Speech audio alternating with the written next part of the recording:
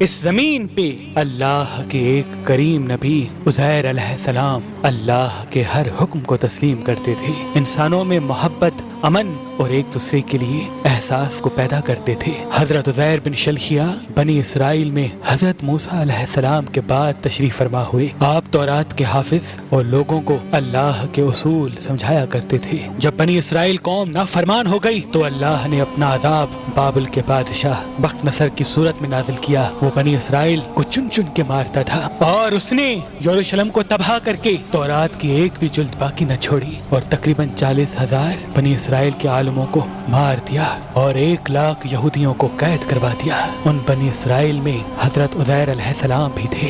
بس ایک دن اللہ نے معجزے سے اپنے نبی عزیر کو ان کی قید سے رہا کروایا۔ آپ رہائی کے بعد یروشلم آتے ہیں اور دیکھتے ہیں کہ پورا یروشلم ویران اور لوگوں کی قبریں بنی ہوئی ہیں۔ آپ کی آنکھوں سے آنسو رواں ہوتے ہیں اور اللہ سے فرماتے ہیں، اے اللہ، اب یہ لوگ تو کیسے زندہ کرے گا اور اس ویران شہر کو کیسے آباد کرے گا؟ یہ کہہ کے آپ نے دیکھا کہ وہاں کچھ میوہ دار درخت موجود ہیں۔ آپ وہ پھل کھاتے ہیں، انگور کا رس پیتے ہیں اور کچھ پھل اپنے پاس محفوظ کرتے ہیں۔ اور آپ کے ساتھ آپ کا گدھا بھی تھا جس پہ سوار ہو کے آپ یروشلم تک پہنچے تھے۔ آپ نے اپنے گدھے کو مضبوط رسی سے باندھ دیا اور ایک درخت کے نیچے آرام کرنے لگے۔ اس وقت آپ کی عمر مبارک تقریباً 40 سال کی تھی۔ اتنی دیر میں اللہ نے موت کے فرشتے کو حکم دیا کہ جاؤ عزیر کی روح قبض کر دو۔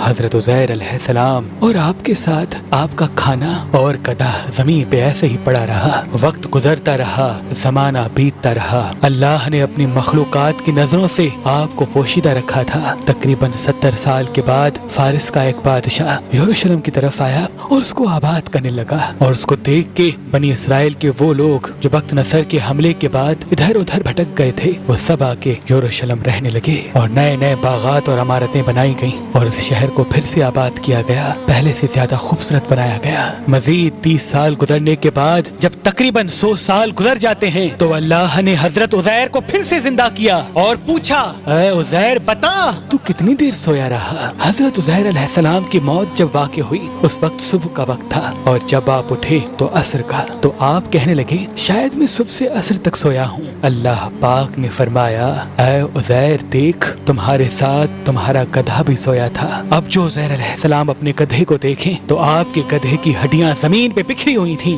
اور آواز غیب آنے لگی، اے عزیر اللہ نے تمہیں 100 سال تک سلا دیا اور آج پھر سے تمہیں زندہ کیا ہے، اب دیکھ تیرے گدھے کو میں کس طرح سے زندہ کرتا ہوں۔ حضرت عزیر علیہ السلام دیکھتے رہے کہ آپ کے گدھے کی ہڈیاں جڑنا شروع ہو گئیں، ایک ڈھانچہ بننا شروع ہو گیا اور اس پہ ماس چڑھنا شروع ہو گیا اور رفتہ رفتہ وہ گدھا زندہ ہو کر آپ کے سامنے کھڑا ہو گیا۔ پھر اللہ کا حکم آتا ہے، اے عزیر دیکھ آج بھی تیرا کھانا ویسے کا ویسا ہے جیسے 100 سال پہلے تھا۔ حضرت عزیر علیہ السلام اللہ کا شکر کرتے ہیں اور رو کے کہتے ہیں، بے شک جو انسان کو خون کی ایک بوند سے زندگی دے سکتا ہے وہ انسان کی گلی سڑی ہڈیوں کو بھی پھر سے زندہ کرنے کی قدرت رکھتا ہے۔ آپ کی اس عارضی موت کے درمیان وہ بستی آباد ہو چکی تھی۔ آپ کھانا کھا کر جیسے ہی بستی کے لوگوں سے پوچھنے لگے کہ کیا آپ اللہ کے نبی عزیر کو جانتے ہیں؟ لوگوں نے کہا ہاں